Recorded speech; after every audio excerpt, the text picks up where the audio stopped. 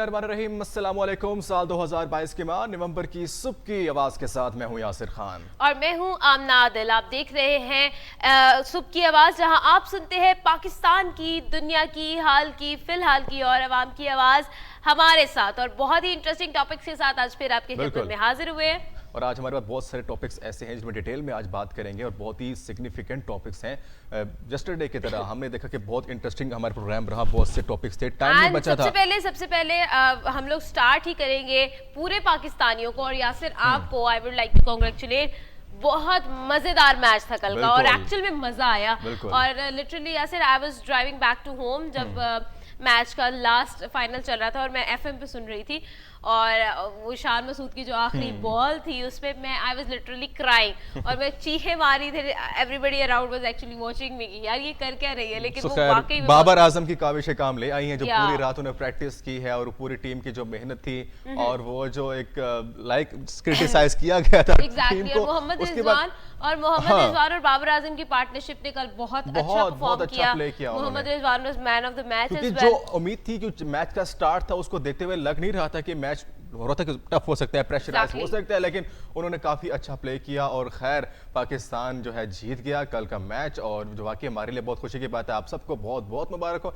इस सब पे डिटेल में बात करेंगे, मैच की अगली सूरत हाल को भी देखेंगे और इसके अलावा बहुत से टॉपिक्स हैं जो हम डिस्कस करने वाले हैं। और उसके बाद आज हम बात करेंगे कि पाकिस्तान में मौजूदा सियासी सूरत हाल जो कि रोज़ डिस्कस करते हैं, क्योंकि मुल्क में रहते हैं, मुल्क की सूरत हाल भी देखनी है, आपको भी आगाह करना है कि मुल्क में इस वक्त क्या क्या हो रहा है। तो उस सब पे आज बात करेंगे। तो आज हम let's just have a sneak peek of our topics के एक्चुअल में हम लोग क्या बात करने वाले हैं, किन किन चीज़ों पर आज हम लोग जो है नज़रसानी करेंगे और उनको जो है उनकी जो डिटेल्स हैं आपके साथ शेयर करेंगे। तो सबसे पहले हम लोग बात करेंगे पिछले 3 सालों से हमें इफ़ेक्ट करने वाली एक पेंडेमिक जिसके साथ जिसने एक हिरास और खौफ पैदा किया ऑल अराउंड द ग्लोब। और असल में हम बात कर रहे हैं कोविड-19 की, जिसने तमाम तर फंक्शंस को जो है मफलूज करके रख दिया। और अब Pakistan is facing the 6th layer of COVID. तो उसके बारे में हम बात करेंगे कि एक्चुअल में पाकिस्तान में मौजूदा सूरत हाल कोविड-19 को लेकर क्या है, कोरोना कितना इफेक्ट कर रहा है और छठी लेयर कितनी इंटेंस है इस वक्त। छठी लेयर की वजह से पाकिस्तान को एक और नुकसान हुआ, एक अमवात हो चुकी हैं इसकी और कई लोग इसका शिकार भी हैं जो कि इस वक्त वेंटिलेटर पर भी मौजूद हैं। स्टार्ट तो एक ही से होता है, जब भी कोई इशू स्टार्ट होता है। तो लास्ट टाइम जो पहली वेव थी, दूसरी थी, तीसरी थी, तो खैर उसके मुताबिक जो 5वीं छठी वेव जो है इसमें खैर वो वाला नुकसान देखने में नहीं मिलेगा इंशाल्लाह, जो कि रिपोर्ट सामने आ रही है। लेकिन फिर भी एक अलार्मिंग इशू है, इसको आज हम डिस्कस करेंगे क्योंकि अब सर्दियों का मौसम आ चुका है वंस अगेन और अब इसको हमने किस तरह से टैकल करना है, किस तरह से इसको लेकर चलें, क्योंकि हम प्रिकॉशंस SOPs को हम पहचान चुके हैं कि हमने कैसे से बचना है और कैसे एहतियात करनी है। तो सबको मद्देनजर रखते हुए वंस अगेन आज कोरोना की छठी लहर पे बात करेंगे। बिल्कुल ऐसा ही है जी। और एक्चुअल में हम लोग पाकिस्तान के बारे में भी बात करते हैं क्योंकि हमारी पाकिस्तान में क्या हो रहा है, करंट अफेयर्स में क्या हो रहा है, पॉलिटिक्स में क्या हो रहा है, इस पर एक नज़र रखना और इसकी नोहा होना हर पाकिस्तानी के लिए बहुत ज़्यादा ज़रूरी है। हमें पता होना चाहिए कि पाकिस्तान में एक्चुअल में क्या सिचुएशंस जो है वो पाकिस्तान फेस कर रहा है। तो अगर हम लोग करंट सिचुएशन की बात करें तो हम बात करेंगे जो एहतजाजी मुजाहरे नज़र आते हैं हमें पाकिस्तान के अंदर इमरान खान पर हमले के बाद, इमरान खान के हमले के खिलाफ जो हमें मुजाहिरे नजर आते हैं वो तीसरे रोज तक भी रावलपिंडी में जारी और सारी हैं और उसमें कोई रोकथाम नहीं है। वहां पर रोड्स ब्लॉक किए जा रहे हैं। लॉन्ग मार्च का धरना और प्रोटेस्ट एक अलग है, इमरान खान पे हमले का जो प्रोटेस्ट है जो कि शहरों में वो एक अलग चीज है। वो हर शहर में अलग-अलग जो है जी, जिसका तीसरा रोज जारी है, उस सब पे बात करनी है। क्योंकि इसके अलावा एक और टॉपिक भी हम यहाँ पे ऐड करेंगे क्योंकि राना सनाउल्लाह की तरफ से बहुत स्टेटमेंट्स आती रहती हैं। एक और स्टेटमेंट जो कि Rana Sanaullah is actually very active के जो भी लॉन्ग मार्च की सिचुएशंस हैं और इंटीरियरली जितनी भी चीजें हैं वो बहुत ज्यादा प्रेस कॉन्फ्रेंसेस आजकल तो वो सुर्खियों में बहुत ज्यादा छाए हुए हैं। और एक्चुअली जो जिस तरह की बातें कर जाते होते हैं तो वो वाकई अलार्मिंग लग जाती है बातें। क्योंकि अब उन्होंने एक और अलार्मिंग सिचुएशन खड़ी करके रख दी है। उन्होंने कहा कि इस वक्त गवर्नर राज लगाने का ऑप्शन उनके पास मौजूद है। फेडरल गवर्नमेंट के पास ये इख्तियार है कि वो सूबाई हुकूमतों में जो है सीएम से गवर्नर सिस्टम में कन्वर्ट कर सकती हैं, ये इनके पास जी बिल्कुल। और उसमें ये भी कहा गया है कि राणा सनाउल्लाह की तरफ से ये स्टेटमेंट भी आई है कि अगर सदर गवर्नर राज पर मुत्तफिक नहीं होगा तो कायम मुकाम सदर भी लाया जा सकता है। इसके बारे में डिटेल्स में भी जाएंगे कि राणा सनाउल्लाह कितने एग्रेशन में आजकल नजर आते हैं, अपनी प्रेस कॉन्फ्रेंस में कितने स्ट्रेट फॉरवर्ड पॉलिसी के साथ जो है वो टारगेट कर रहे हैं और एक्चुअल में जो है निशाने लगा रहे हैं। तो ये सारी बातें भी करेंगे और आपको डिटेल से आगाह करेंगे क्योंकि ये भी बहुत ज्यादा जरूरी है ना? ऑफ कोर्स हमारे करंट अफेयर डिस्कस करना लाजमी है। हमारे पाकिस्तान के इश्यूज हैं जो कि जिनकी वजह से पूरे रास्ते बंद हो जाते हैं, हमारे सारी निज़ाम धर्म बरम हो जाता होता है। और आप देख सकते हैं कि पॉलिटिकल इंस्टेबिलिटी ऐसी है कि हमारी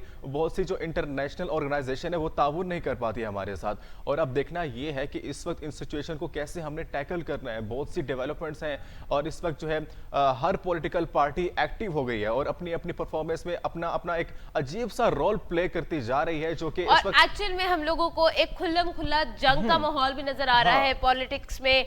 स्ट्रेट फॉरवर्डली तनकीद की जा रही है, क्रिटिसाइज किया जा रहा है और बहुत सारी चीजें हमें नजर आ रही हैं, तनकीद का निशाना बनाया जा रहा है, बहुत सारी चीजें हम लोग नोटिस भी कर रहे हैं। तो खैर इसकी डिटेल्स जो है यासिर हम लोग बाद में करेंगे क्योंकि आई नो आप पॉलिटिक्स में बड़े इन्वॉल्व हैं और आपको बड़ा मजा आता है बात करने में। लेकिन फिर भी हर किसी की अपनी नीचे, आपकी अपनी नीचे एंटरटेनमेंट की, मेरी अपनी है पॉलिटिक्स जी बिल्कुल। तो जी हम लोग बात बिल्कुल करेंगे ऑब्वियसली, लेकिन थंबनेल जो था ना वो हमने लगा दिया है। अब अगली टॉपिक की तरफ चलते हैं। तो अगला जो हमारा टॉपिक है Yasir, it is very very interesting and it is about health science. और साइंस में तरक्की होना, टेक्नोलॉजी में हेल्थ से रिलेटेड तरक्की होना बहुत ज्यादा जरूरी है क्योंकि हमारे बॉडी का जो स्ट्रक्चर है उसको रीड करना, उसको जो है इवेलुएट करना, it is very important for the diagnosis कि हम लोग किस चीज से जो है लड़ रहे हैं। और स्पेसिफिकली हमारा ब्रेन जो कि हमारी बॉडी का सबसे कॉम्प्लेक्स पार्ट है और हम लोगों की थॉट्स किस तरह से जनरेट होती हैं, वो चीज जो है वो हम सब उस चीज से बड़े परेशान होते हैं कि एक्चुअली में हमें पता ही नहीं होता कि हमारे दिमाग में चल क्या रहा होता है, हम लोग उसको इवैल्यूएट नहीं कर पा रहे होते हैं। और एक्चुअली जहां हम हेल्थ की बात करते हैं तो वहां पे हेल्थ साइंस को भी हमने अब ऐड कर दिया क्योंकि हेल्थ साइंस बहुत इंपॉर्टेंट है। Technology day by day encourage कर रही है and actually we have to know कि हमारी जो सोसाइटी है वो कितना ज्यादा ग्रो कर रही है और हेल्थ साइंसेस में कितनी ज्यादा तरक्की आ रही है और एक्चुअल में जो हमारी जो प्रेजेंट वर्ल्ड है वो किस तरह के पैरामीटर्स पर चल रही है। तो उसके लिए हम लोगों को स्पेशली जो है बहुत से ऐसे लोग जो सुन नहीं पाते, समझ नहीं पाते, बोल नहीं पाते, उनको दिमाग पे पढ़ने के लिए कि वो क्या सोचते हैं। जाहिर पता हर किसी की अपनी लाइफ है, हर कोई किसी का मोहताज नहीं होना चाहता, तो इन सब से बचने के लिए हेल्थ साइंस ने काफ़ी डेवलपमेंट यहाँ पे दिखाई है अपनी।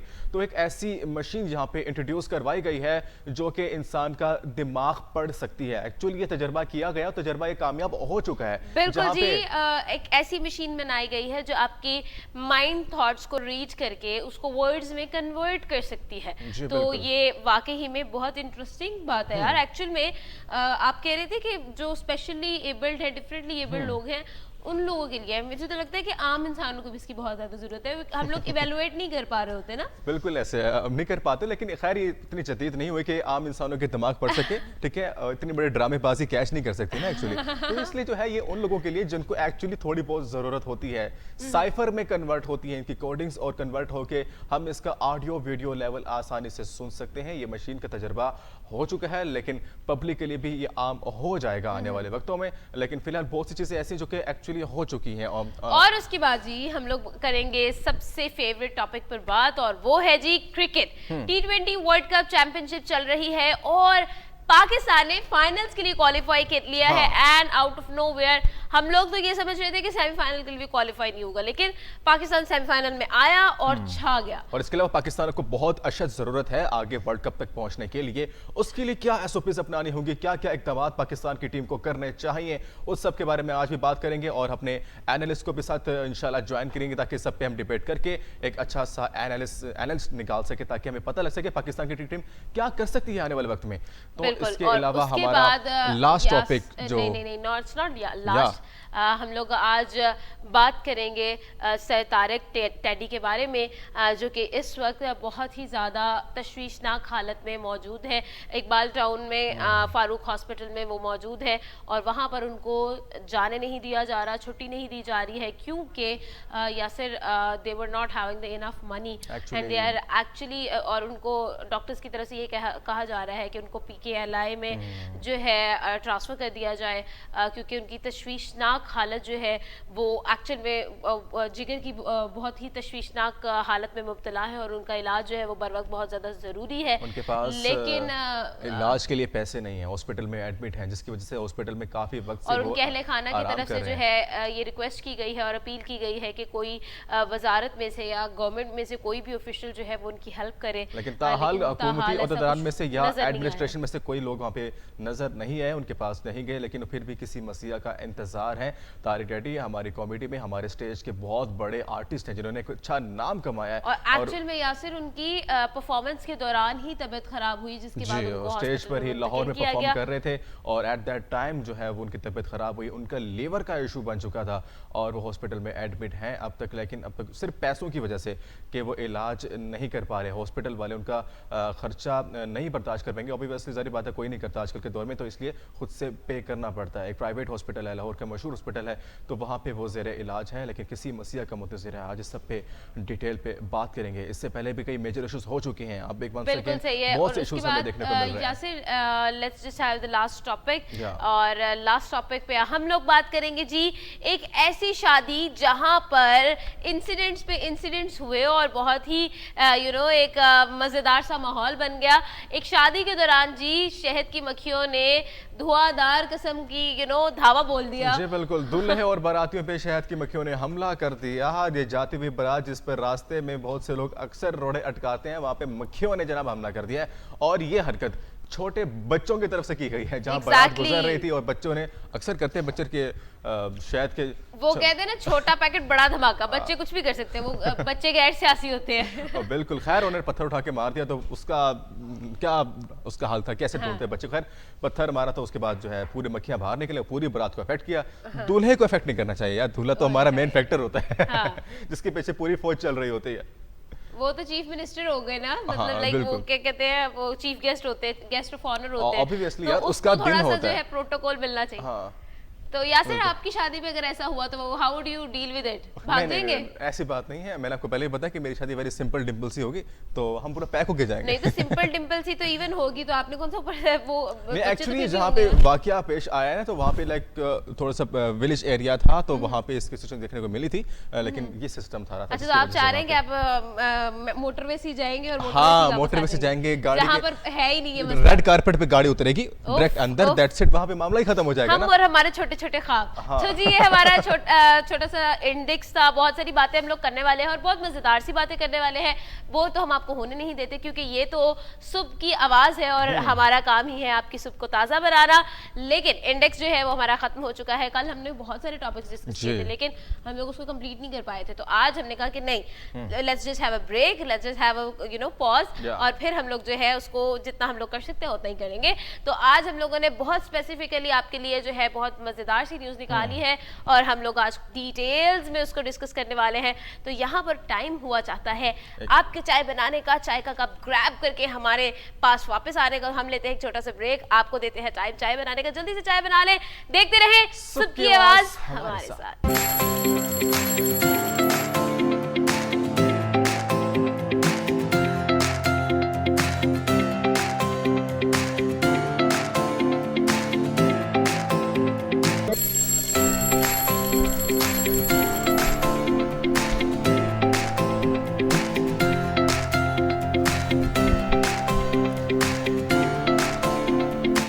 वेलकम बैक नाज़रीन, सुबह की आवाज़ में एक बार फिर खुशामदीद। तो जैसा कि इंडेक्स में आपको टॉपिक्स के बारे में बता चुके हैं, अब उनकी डिटेल की तरफ जाएंगे। तो आज फर्स्ट ऑफ ऑल, क्योंकि आज थोड़ा सा इंडेक्स हम चेंज कर रहे हैं, क्योंकि आज बहुत ही इंपॉर्टेंट और अलार्मिंग टॉपिक जिसको हम डिस्कस करना चाह रहे थे। और सबसे ज़्यादा इम्पॉर्टेंट भी यही टॉपिक है जी। हम लोगों को वाकई ही में कोविड-19 ने बहुत ज़्यादा इफेक्ट किया है। अगर हम रिसेंट ईयर्स की बात करें तो हमारी जिंदगियां बदली हैं कोविड-19 के आने की वजह से। हम लोग खुद जानते हैं कितना ज्यादा हर फील्ड को इफेक्ट किया है, even if it's education, even if it's business, even if it's the job sector, हर चीज जो है वो बहुत जगह इफेक्ट भी किए हैं और उसमें। बहुत सी डेवलपमेंट्स भी देखने को मिली है। लेकिन जो है कोविड की जो वेव्स हैं जो कि 1 2 3 से स्टार्ट हुई हैं, उनकी जो नंबर ऑफ रेशियो अभी तक खत्म नहीं हो पा रही, क्योंकि उसके नंबर ऑफ वेव्स बढ़ती जा रही हैं। अभी थमा नहीं है वो रास्ता, क्योंकि जब स्टार्ट हुआ तो एट दैट टाइम ये कहा जाता था कि जो है कोविड इतने सालों तक चलेगा। अभी तक उनकी जो प्रेडिक्शन के मुताबिक ये चल रहा है, लेकिन फिर भी इसको किस तरह से हमने टैकल करना है, क्योंकि एक अलार्मिंग इशू है।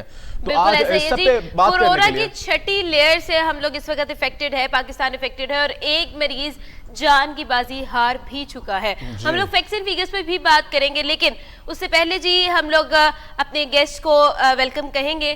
तो सर बहुत शुक्रिया हमें ज्वाइन करने के। डॉक्टर इफ्तिखार बरनी साहब पाकिस्तान मेडिकल एसोसिएशन के प्रेसिडेंट हैं, उन्हें ज्वाइन किया। सर आपको आवाज आ रही है? जी जी आपकी आवाज आ रही है। सर बहुत शुक्रिया हमें ज्वाइन करने के लिए। सर इस वक्त जो कोविड की सिचुएशन देखने को आ रही है, छठी लहर है, जो लहर का सिलसिला है वो रुका नहीं है, थमा नहीं है अभी। चाहे एक अमवात हुई है या रेशो फिलहाल कम है, लेकिन ये वेव्स की क्या इशू है? क्या वेव्स कभी रुकेंगी जाके? क्या कोविड कभी थमेगा या इस तरह से सिलसिला चलता रहेगा? जी बहुत शुक्रिया। मैं शुक्रगुजार हूँ कि आपने अपने मोतबर चैनल पे मुझे आने का मौका फराहम किया। एक तो खुद आपकी जानिब से बात कही गई कि कोविड की वजह से हमारा बहसत मजमूई जो है तर्ज जिंदगी तब्दील हो गया है और हमारा कल्चर तब्दील हो गया है, हमारी सकाफत तब्दील हो चुकी है, ये हकीकत है। लेकिन जहाँ तक आप ये छठी लहर की बात कर रहे हैं, देखिए लहरों का गिनना जरा मुश्किल काम है। हकीकत ये है कि पिछले 2.5-3 सालों में कोविड खत्म कभी भी नहीं हुआ, उसमें नशेब फराज जरूर आते रहे हैं। लेकिन अगर आजकल की हम बात करें तो आजकल तकरीबन 7 से 17 हजार टेस्ट रोजाना किए जा रहे हैं। बिल्कुल। मेरी आज भी कौमी दायरे सेहत में बात हुई थी, तो अब वो शिद्दत पहली वाली तो नहीं है। अब जो टेस्ट मुस्बत आ रहे हैं नताइज वो 1% के लगभग हैं, जबकि आपको याद होगा कि एक जमाने में बाद शहरों में ये तादाद 30% से भी ज्यादा हो गई। बिल्कुल। तो 1% देखा जाए तो बहुत बड़ी तादाद नहीं है और दुनिया भर में भी इस लिहाज से तब्दीलियां आई हैं। चीन में अलबत्ता हम कह सकते हैं कि इस वक्त दोबारा से कोविड की एक लहर आई है और उनके कई शहरों में दोबारा से लॉकडाउन का सिलसिला शुरू हो गया है। सर यहाँ पे एक और सवाल ऐड करना चाहूंगा सर कि जो कोविड की छठी लहर इस वक्त जारी है सर, सॉरी सर आपको इंटरप्ट कर रहा हूँ। पिछला जुम्मा जो गुजरा है वो बड़ी हद तक एहतियाती तदाबीर के बगैर लोगों ने नमाज जुम्मा अदा की है और यूरोप और अमेरिका में अभी तक ये पाबंदियां जुज़वी तौर पर चल रही हैं, लेकिन ऑस्ट्रेलिया और न्यूजीलैंड में भी बड़ी हद तक ये पाबंदियां खत्म हो गई हैं। और T20 वर्ल्ड कप से भी आपको अंदाजा हुआ होगा कि कितनी बड़ी तादाद में लोग वहाँ आ रहे हैं और इतनी ज्यादा एहतियाती तदाबीर इख्तियार नहीं की जा रही। बिल्कुल ऐसे ही। सर यहाँ पे एक सवाल ऐड करना चाहूंगा कि कोविड की जो छठी लहर है, सर आपको मेरी आवाज आ रही है? अभी भी एहतियात करने की जरूरत है। सर यहाँ पर आई एम सॉरी सर आपको इंटरप्ट कर रही हूँ। आई थिंक सर को आपको आवाज आ रही है? जी जी आपकी आवाज। सर मैं सवाल ऐड करना चाह रहा था कि आपको क्या लगता है कि अगर हम पाकिस्तान की बात करें तो ऑलरेडी वी नो कि पाकिस्तान का जो हर सेक्टर था वो बड़ा इफेक्ट हुआ था, तो आपको क्या लगता है कि फ्यूचर में कोविड-19 की इतनी इंटेंसिटी है कि हमारा जो एजुकेशन सिस्टम है और बाकी सारे जो सिस्टम्स हैं उसमें फिर से कोई चेंज नजर आएगा? अच्छा देखिए, एक बात तो हमें ये पता होनी चाहिए कि कोविड का जो वाहिद चीज है कोई इलाज तो नहीं है, सिर्फ एहतियाती तदाबीर इख्तियार की जा सकती हैं। तो पाकिस्तान की जहाँ तक सूरत हाल है, ये हकीकत है कि बड़ी मौसर जो है वैक्सीनेशन पाकिस्तान में हुई है और हमारी आधी से ज्यादा आबादी को वैक्सीन दी जा चुकी है। लेकिन वो जो एक इज्तिमाई तहफ़्फ़ुज़ का निज़ाम होता है जिसे हर्ड इम्यूनिटी कहा जाता है तिब्बी साइंस की जबान में, उसके लिए जरूरी है कि 70% से ज्यादा लोगों को ये वैक्सीन दी जाए। तो इस वक्त सबसे अहम बात यह है कि पाकिस्तान के अवाम को, जिन लोगों ने अभी तक वैक्सीन नहीं लगवाई है, वो वैक्सीन जरूर लगवाएं और जो वैक्सीन के 2 डोज लगवा चुके हैं उनके लिए भी जरूरी है कि बूस्टर डोज वो जरूर लगवाएं।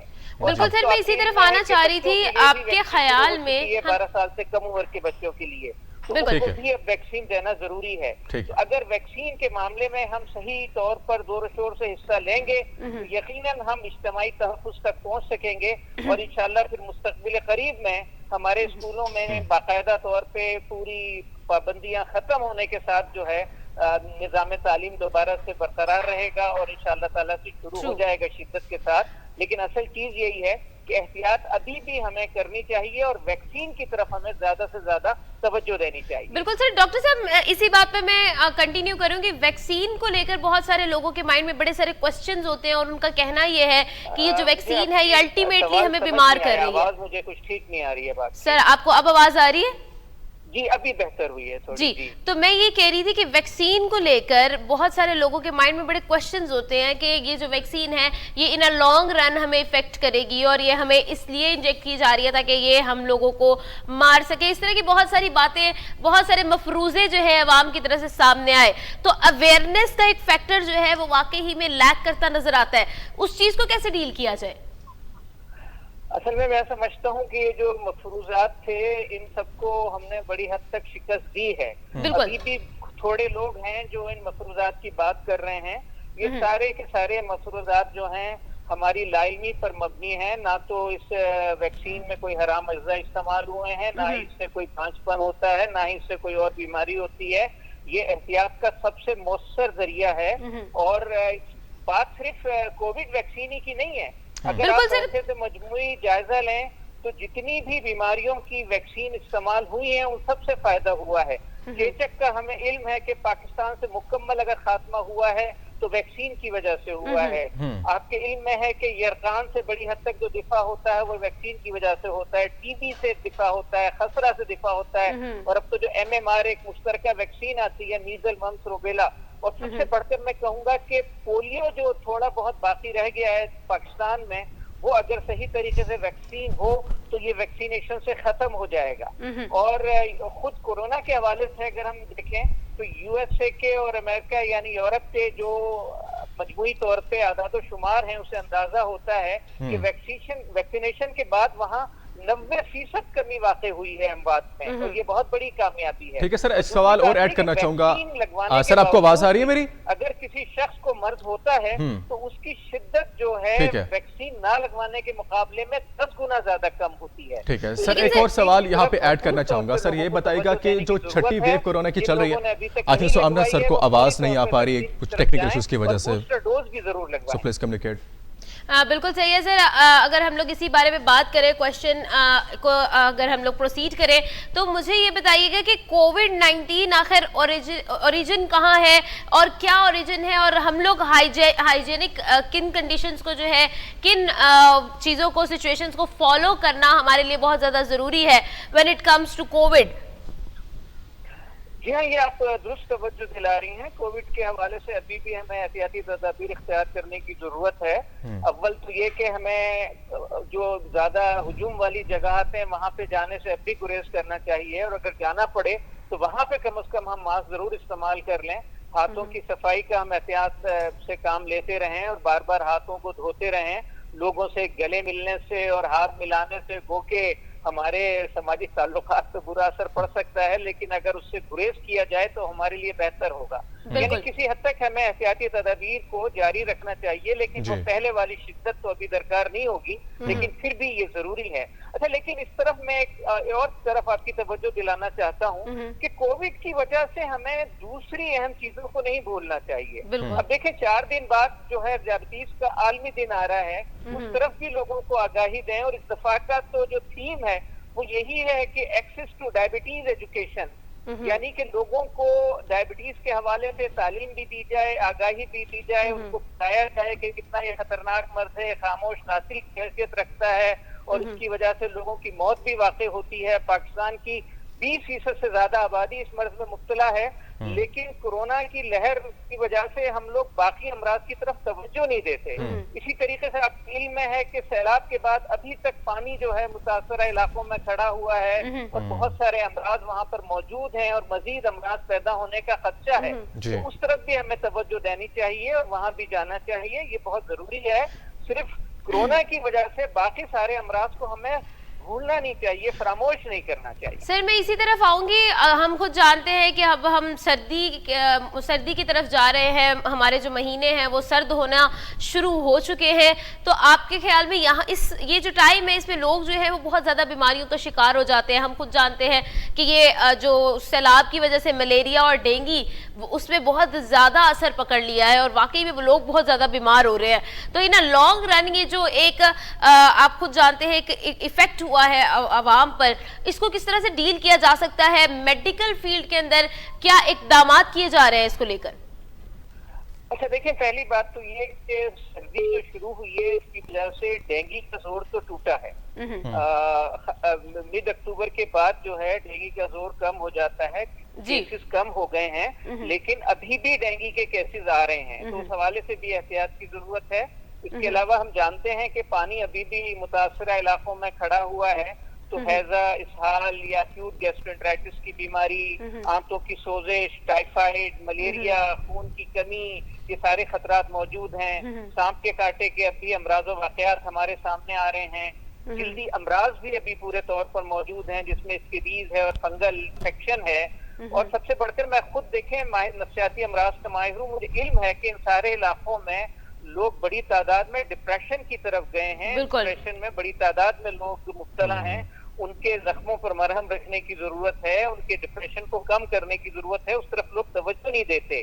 और आपके इल्म में है कि इन जगहों पे बड़ी तादाद में हामिला खवातीन भी मौजूद हैं, तो हमें चाहिए कि इन जगहों पर बच्चों की विलादत का बाइज्जत और महफूज इंतजाम हम करें, उसके बगैर गुजारा नहीं होगा। और फिर बच्चों के लिए बतौर खास ग़िज़ा और दूध की कमी के मसाइल हैं, इन मसाइल को हल करने की जरूरत है।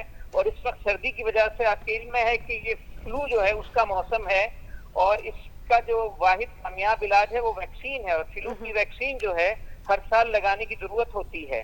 तो इन्फ्लुएंजा का खतरा मौजूद है, इन्फ्लुएंजा ही का जो वायरस है वही फ्लू का सबब भी बनता है, तो उसके लिए हमें वैक्सीन की तरफ यहाँ पर भी जाना चाहिए। तो ये सारी बीमारियां इस वक्त सैलाब ज़दा इलाकों में मौजूद हैं, वो खत्म नहीं हुई हैं, उनकी तरफ हमें तवज्जो देनी चाहिए। और वहाँ अगर हम जा नहीं सकते तो कम से कम कोई ऐसा सामान जरूर करें कि उन लोगों के जख्मों पर मरहम रखा जा सके और उनका बीमारियों से किसी भी तरीके से बचाव किया जा सके। बिल्कुल ठीक है जी, thank you so very much sir. Doctor Iftikhar Barni ने हमें ज्वाइन किया था। आगे बढ़ेंगे और भी कॉन्वर्सेशन हम लोग करेंगे।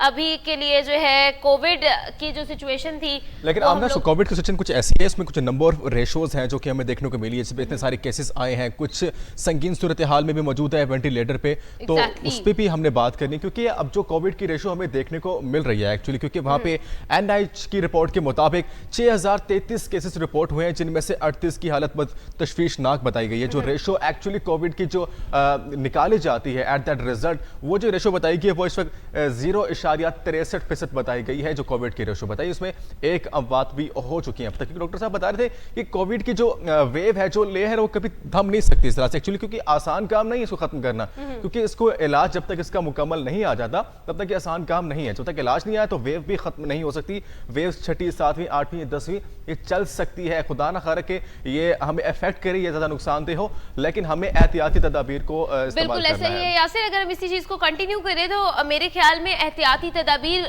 की तरफ अगर हम देखें तो वैक्सीन बहुत ज्यादा जरूरी है। और लोगों को अगर देखा जाए, आवाम को देखा जाए, तो उनके अंदर बड़े स्टीरियोटिपिकल थॉट्स है, और वो ये है जी कि वैक्सीन की वजह से जो टेम्परेरी इफेक्ट्स होते हैं, उनको लगता है कि वैक्सीन बीमार करती है और इससे ही लोग ज्यादा बीमार होते हैं। और जो वैक्सीन हमें लगाई जाती है, क्योंकि जो इसकी प्रोबेबिलिटी है वैक्सीन की इफेक्टिविटी है वो जो है वो 99% है।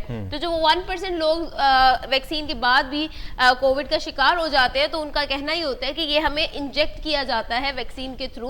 और इस तरह की बहुत सारी कयास सराइयां हमने पहली, दूसरी, तीसरी लेयर जो कि बहुत ज्यादा इंटेंस थी उसके अंदर देखी थी। लेकिन फाइनली अब जब हमें पता है कि वैक्सीन ही एक वाहिद चीज है जो हमें कदरे इस चीज से बचा सकती है, तो हमें एक्चुअल में इस चीज की केयर करनी चाहिए और इस चीज को जो है नोटिस में लेना चाहिए। तो ये मैं वाकई में कहना चाहूंगी कि खुद को एजुकेट करें, अपने आसपास के लोगों को एजुकेट करें कि कोविड जो है वो वाकई में एक बहुत ज्यादा इफेक्टिव चीज है जो हम लोगों को, हमारे लिए बहुत ज्यादा पाकिस्तान ने हार पहुंचाई है, इसको हारा है, हम जीते हैं, पाकिस्तान एक नाम बनाया है इसमें, लेकिन एक जहां पे उसकी प्रिकॉशंस एसओपीज उसको अपनाते हुए हमने कोविड को काफी हद तक इस मसले को हल किया है, क्योंकि इलाज एहतियात जो है इस सब एहतियात बेहतर है इलाज से, तो इसलिए जो है हमने काफी काम कर चुके हैं इस पे। लेकिन बात यह है कि अगर वेव्स खत्म नहीं होंगी, क्योंकि चाहे एक अमवात हो या 2 अमवात ही होती हैं, हम चाहते हैं कि एक भी अमवात इससे ना हो। हमारी जो इस वक्त रेशो आ रही है 0.63%, इसको हम सिर्फ 0 करना चाहते हैं,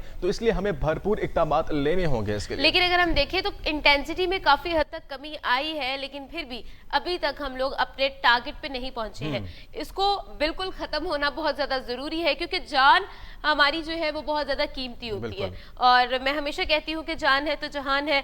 तो जिसने वैक्सीन नहीं करवाई है, जो लोग मुझे देख रहे हैं, मैं वॉइस न्यूज के तवज्जुह से कहूंगी कि प्लीज वैक्सीन करवाएं, आपके लिए बहुत ज्यादा जरूरी है एंड यू नीड इट। बहुत से लोग ऐसे भी जिन्होंने फर्स्ट डोज लगवाई और सेकंड के लिए उन्होंने कभी जहमत नहीं की हॉस्पिटल जाने की, वैक्सीन लगवाने की, तो उनसे भी रिक्वेस्ट है कि काइंडली जिनकी रेशो और जिनकी वैक्सीन बच चुकी है, पेंडिंग है, उसे काइंडली कंप्लीट करवाएं। और जो लोग बूस्टर नहीं लगवा सकते, जो बर्दाश्त नहीं कर सकते, तो उनसे स्पेशली रिक्वेस्ट है जो कि बड़ी उम्र के हजरात हैं या छोटे बच्चे हैं, कम अज कम वो ना लगवाएं, क्योंकि वो काफी इफेक्ट कर रही है, वो डायरेक्ट इफेक्ट करती है और आपको फुली टेम्परेचर की तरफ ले जाती है, जो कि आपके लिए नुकसान हो सकती है। इसलिए जब तक आपका इम्यून सिस्टम ज्यादा स्ट्रांग नहीं होगा, आप बूस्टर नहीं लगवा सकते। इसलिए आप 1 बाय 1 करके सिंगल डोज लगवाएं और वैक्सीन को कम से कम मेक श्योर करें। बिल्कुल, ये बहुत ज्यादा जरूरी है आपके लिए। और एक्चुअल में मुझे लगता है गवर्नमेंट बेस पे भी इस पर काफी ज्यादा काम होना चाहिए।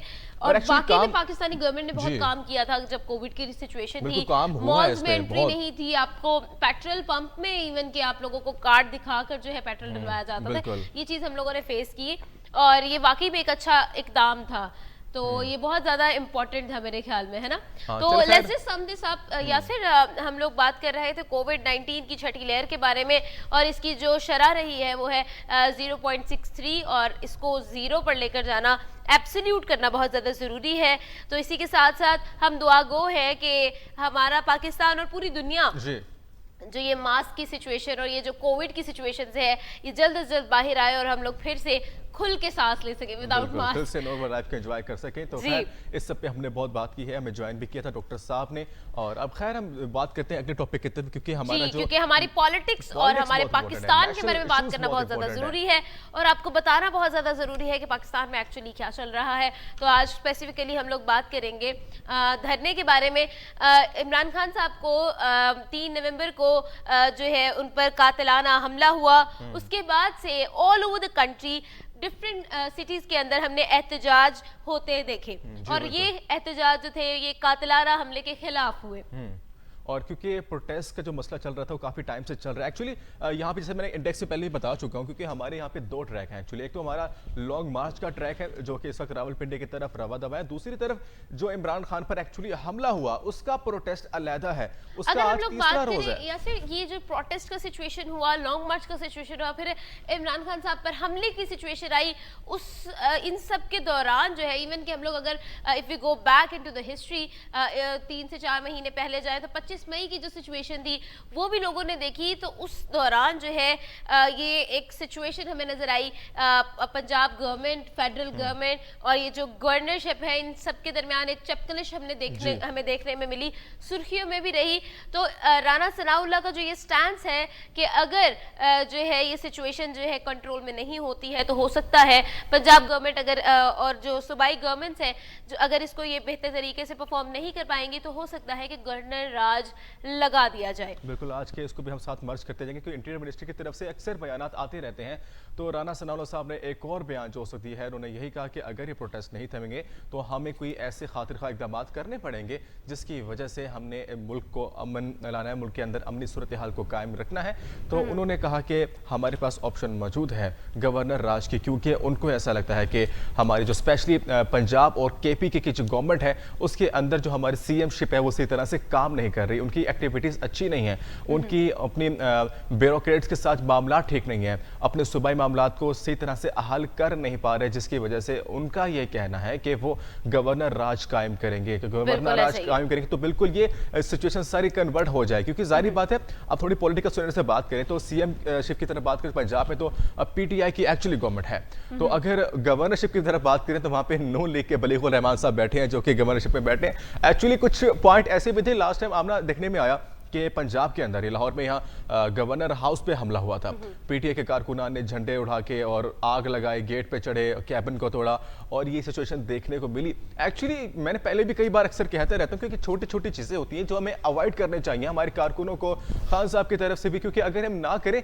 तो हम बड़े बड़े इशू से बच सकते हैं। अब उनको जाहिर बात है गवर्नमेंट की तरफ से क्रियो मिल गया क्योंकि आपने हमला किया, आपने कैबिन तोड़ा, वहां पे गए, तो अब उनके पास गवर्नर राज करने का एक ऑप्शन मिल चुका है, क्योंकि अब वो सुप्रीम कोर्ट जा सकते हैं, अदालत में जा सकते हैं और फैसला दायर कर सकते हैं, असेंबलियों में अपनी आवाज उठा सकते हैं कि एक्चुअली वहां पे जो गवर्नर राज है वो महफूज नहीं है, तो वहां पे इस किस्म की सिचुएशन हो सकती है। ये सब देखने में मिल रहा है। बिल्कुल ऐसा ही है। और इसी के साथ साथ अगर हम लोग देखें तो all over the country different cities के अंदर, अगर हम लाहौर की बात करें, रावलपिंडी की बात करें, तो एहतजाजी मुजाहिरे जो हैं वो बहुत ज़्यादा हमें देखने को मिले हैं। लाहौर में भी बहुत सारे इलाकों में कलमा चौक पर, ठोकर न्याज बेग पर और इस तरह से 7 मुकामात पर जो है धरनों का जो सिलसिला था वो जारी रहा। अभी काफ़ी थमा हुआ है, लेकिन रावलपिंडी में अभी तक ये जो मुजाहिरों का सिलसिला था ये अभी तक जो है थम नहीं सका। हम लोग खुद जानते हैं कि जो वहाँ पे कारकुनान थे, मुजाहिरीन थे, उन लोगों ने जो है रास्ते बंद किए, रोड्स ब्लॉक किए, धरना दिया, एहतजाज किया, एहतजाजी कार्रवाइयाँ करते हुए नजर आए और वहाँ की ट्रैफिक जो है वो काफ़ी ज़्यादा इफेक्टेड होती नजर आई। इस सब पे आज बात करने के लिए हमें ज्वाइन किया आगा साजिद साहब ने। सर बहुत शुक्रिया हमें ज्वाइन करने के लिए। आपको हमारी आवाज़ आ रही है सर? आगा सर जी आपका भी शुक्रिया सर बहुत शुक्रिया ज्वाइन करने के लिए। सर इस वक्त जो पॉलिटिकल इंस्टेबिलिटी को देख रहे हैं हम, एक्चुअली हम बात कर रहे थे अभी कि हम जो पीटीआई के जो प्रोटेस्ट है वो इस वक्त 2 हिस्सों में कन्वर्ट हो चुके हैं। एक तो लॉन्ग मार्च का सिलसिला जो यहाँ लाहौर से रावलपिंडी इस्लामाबाद की तरफ जा रहा है, और दूसरा जो इमरान खान पे हमला हुआ उसका एहतजाज अलहदा है, उसका तीसरा रोज अलहदा चल रहा है। ये सिचुएशन जो आपको देखने को मिल रही है, जगह जगह एहतजाज है, टायर जलाए जा रहे हैं, इसको आप किस तरह से देख रहे हैं? बिस्मिल्लाहिर्रहमानिर्रहीम जी बहुत शुक्रिया। बात ये है कि चीजें बड़ी क्रूशियल होती जा रही हैं जैसे जैसे वक्त गुजर रहा है। इस टाइम जो अपोजिशन है पंजाब गवर्नमेंट की या फेडरल गवर्नमेंट की, जाहिर है उनकी अगर अपोजिशन है उनकी हुकूमत और उनकी हुकूमत है तो उनकी अपोजिशन है, दोनों तशद्दुद का शिकार हैं, कंफ्यूजन का शिकार हैं। किसी को भी दोनों को रास्ता समझ नहीं आ रहा कि हमने किस तरीके से चीजों को टैकल करना है। इनके पास सिर्फ और सिर्फ चीप हरबे इस्तेमाल करने के अलावा कोई ऑप्शन बची नहीं है। उस तरीके से कंफ्यूजन ये चल रही है, शायद आप इस चीज को समझते होंगे, लेकिन जो मैं अंडरस्टैंड कर रहा हूँ, कंफ्यूजन ये चल रही है कि इसमें कोई दूसरी राय नहीं है कि अवाम में इमरान खान साहब की मकबूलियत बहुत ज्यादा है, ऑल्दो कि वो उस तरह से अपने टाइम के अंदर डिलीवर नहीं कर सके हैं और उनकी मुखालफत भी है। लेकिन चीजें ये हैं और इसमें भी कोई दूसरी राय नहीं है। मैं ये समझता हूं जो हमारे पाकिस्तान के अंदर इस वक्त सियासत का दूसरा नाम झूठ और मुनाफिकत है, और उस तरीके से सियासत, हालांकि सियासत जो है वो टेक्निकली चीजों को हैंडल करने का नाम है, ना कि झूठ और मुनाफिकत है। लेकिन इमरान की इस टाइम पोजीशन ये है कि शायद वो अभी उस तरीके से सियासी तौर से मेच्योर नहीं हो सके और इन पीडीएम के अंदर जो जमातें शामिल हैं उनका उस तरीके से मुकाबला करके टेक्निकली चीजों को हैंडल नहीं कर पा रहे, जिसकी वजह से सिर्फ और सिर्फ उनके पास लॉन्ग मार्च और जिद का ऑप्शन बचता है। अगर ये चाहे, अगर ये समझे इन चीजों को, अगर ये टेक्निकली इस चीजों को हैंडल कर सकते होते, इसकी सियासी इंजीनियरिंग कर सकते होते, तो मैं समझता हूं कि इनका लॉन्ग मार्च भी कामयाब होता जैसे पीडीएम का लॉन्ग मार्च हुआ। बिल्कुल सर, मैं यहाँ पर कंटिन्यू करना चाहूंगी। मुझे ये बताइएगा, ये जो एहतजाजी कार्रवाइयाँ चल रही हैं, कातिलाना हमला जो इमरान खान साहब पर हुआ, उसके बाद जो है एहतजाज हर सिटी में किया गया, मुजाहिरीन की तरफ से रोड्स ब्लॉक किए गए, टायर जलाए गए, बहुत ही एक इंटेंस कंडीशंस हमें नजर आई और ट्रैफिक ब्लॉक, आवाम बहुत परेशान नजर आई। क्या कहेंगे, क्या ये तरीका है और क्या ये वाकई में एहतजाजी कार्रवाई इसी तरह से होनी चाहिए? क्या सिचुएशन, आपको क्या लगता है, किस तरह से देखते हैं आप इसको? इसमें 3-4 बातें हैं। देखिए, सबसे पहली बात है कि यस, एहतजाज ऐसे ही होता है। एहतजाज ऐसे होता है जिसमें किसी को तकलीफ हो और वो फिर बात सुने। अगर एहतजाज खामोशी से पार्क में बैठ के करना है तो हम वो कौम या हम वो मुल्क या हम वो हमारी हुकूमत में वो स्टेमिना नहीं है कि अगर कोई क्वेटा में जिस तरीके से आपको पता हजारा फैमिली के ऊपर जब लाशें गिरी थी तो इमरान खान साहब खान साहब थे जिन्होंने कहा था कि ये मुझे ब्लैकमेल ना करें मुझे वहां बुलाने के लिए। हालांकि ये ब्लैकमेल नहीं थी, तो सिर्फ इमोशंस का साथ देना था कि हम मुश्किल में आपके साथ हैं। तो बात ये है कि एहतजाज तभी कामयाब होता है जब आप रोड ब्लॉक करते हैं। दूसरी तरफ ये देखना पड़ेगा कि इमरान खान साहब का एहतजाज मेरी जाती राय है कामयाब नहीं हो पा रहे, जिसकी वजह से भी इसको ओछे हथकंडे कहें या अच्छी हरकत कहें उस पे उतर आए हैं, क्योंकि इनके साथ अभी वोट जब इलेक्शंस हुए हैं तो उसमें यकीनन उनको वोट मिले, ज़िमनी इलेक्शन में उन्होंने वाजिया कामयाबी हासिल की है। लेकिन जब एहतजाज की बात करते हैं तो वहां पर इनके साथ इनके कुछ चीदा कारकुनान मौजूद हैं जिसको आप पेड भी कह सकते हैं, जिनको आप जियाला भी कह सकते हैं। कौम नहीं है, अवाम नहीं है, क्योंकि अवाम इस वक्त बहुत सख्त मुश्किल में है, परेशानी में है, भूख और प्यास की सस्ताई हुई है। इस वक्त उनको रोटी की जरूरत है, पानी की जरूरत है। इस टाइम जो महंगाई ने उनका बुरा हाल कर दिया, उनके ऊपर अंदर इतना स्टेमिना ही नहीं है कि वो रोड पे ब्लॉक है। अब जगह जगह जो रोड्स ब्लॉक है, आप देखिए, अगर आपके पास विजुअल्स होंगे कुछ,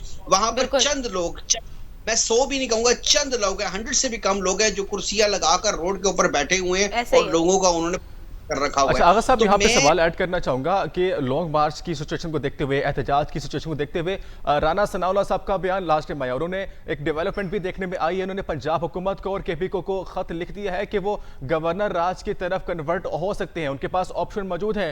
कैसे देख रहे हैं इस सबको? क्या गवर्नर राज लगने जा रहा है, और अगर लग जाता है तो क्या सिचुएशन देखने को मिलेगी? देखिए, मैं फिर वही हवाला दूंगा, एक वक्त था कि जब कोयटा में ये सिचुएशन क्रिएट हुई थी, उस वक्त वहां पे गवर्नर राज लगा था बलूचिस्तान के अंदर, राइट। ऑप्शन कॉन्स्टिट्यूशनली गवर्नमेंट के पास मौजूद है। उसमें दो हर्डल्स आ रही हैं जिसकी वजह से इतना डिले हो रहा है।